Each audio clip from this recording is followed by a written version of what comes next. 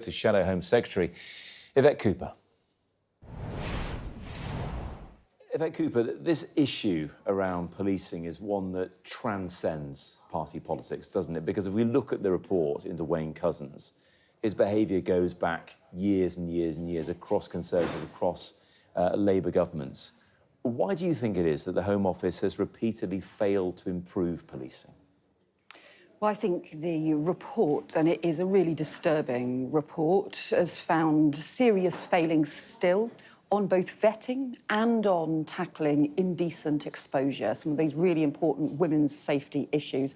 Of course, it comes just a few days before the 3-year anniversary of the murder of Sarah Everard, so everyone will be thinking about Sarah Everard's family and friends as we also look at this report. But my concern is that everyone's been far too slow to respond. There have been warnings over very many years about failings in the vetting system, and we called just 2 years ago for a complete overhaul with national mandatory standards on police vetting, but the government still hasn't acted. I really urge them to do so because I think the urgency is just the lack of urgency is unfathomable when this is so serious. I mean, slow is an understatement. Glacial would be more appropriate. I mean, let's go back to 1997, the start of the new Labour government. Jack Straw's Home Secretary announced, of course, the inquiry into the murder of Stephen Lawrence. And you'll remember what Macpherson found. The police were marred by a combination of professional incompetence, institutional racism, and a failure of leadership by senior officers. You could say that today about the Metropolitan Police, couldn't you? Well, I think we did some work through the Home Affairs Select Committee, found that in the first few years after the Macpherson report, there were a lot of changes, some major changes that took place, but then things started to slip backwards. And that's the problem, that you have to have strong pressure from the Home Office, you have to have strong action to make sure that standards are maintained.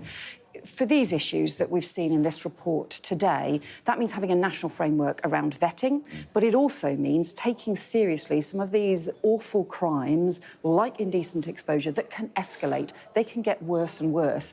And the problem is that Sarah Everard's murder should have been a watershed. We all said it should be a watershed. We all said reforms should happen, reforms must happen. But actually it feels like too little has changed, and the urgent reforms that we all talked about then actually haven't been introduced. I mean, this report makes recommendations. People watching will know of many reports and inquiries, Macpherson included, that make recommendations, and they never seem to happen. You talk about Home Secretaries failing. You think about Theresa May, when she was Home Secretary, going head-to-head with the police and therefore having a frosty and unfriendly relationship. If you're Home Secretary by the end of the year, what would you do to change the police?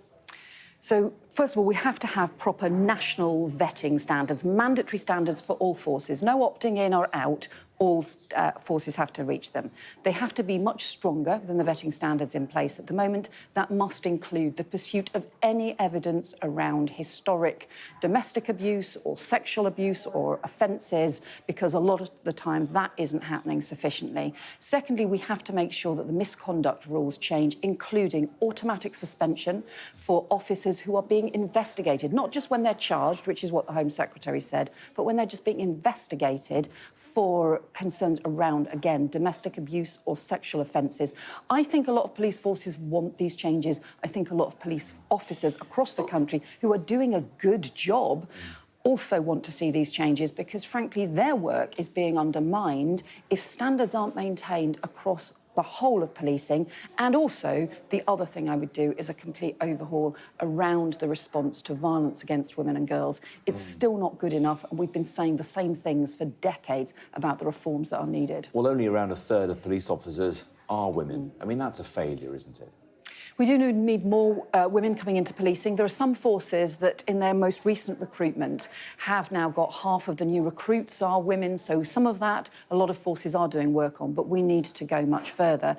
But there's also these issues around violence against women and girls. We've called for Raneem's Law, based on the awful case of Raneem Uda, who called the police 4 times, called 999 4 times on the night that she was murdered, and no one came. Well, we need to have domestic abuse specialists in every single 999 control room. When it comes back to this, can we afford what the police obviously need to do the right job? So, look, you're right that there are financial pressures right across public services as a result of the weak growth that we've had for very many years. But to do something like just having domestic abuse specialists in 999 control centres, well, that's basic. Some forces are doing it already. In Northumbria, they introduced this, and the Police and Crime Commissioner, Kim McGuinness, introduced this.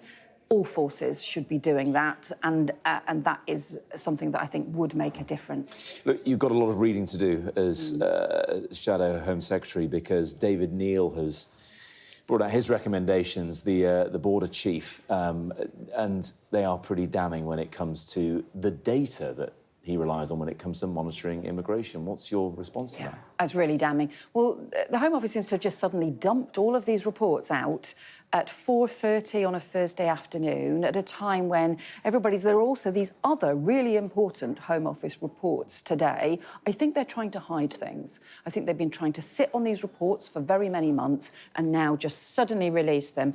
Some of the things that are in them include the conclusion that the protection of our borders is neither efficient nor effective as a result of significant problems. There's also real problems in the way, for example, decisions have been made in the asylum system, including people just going missing.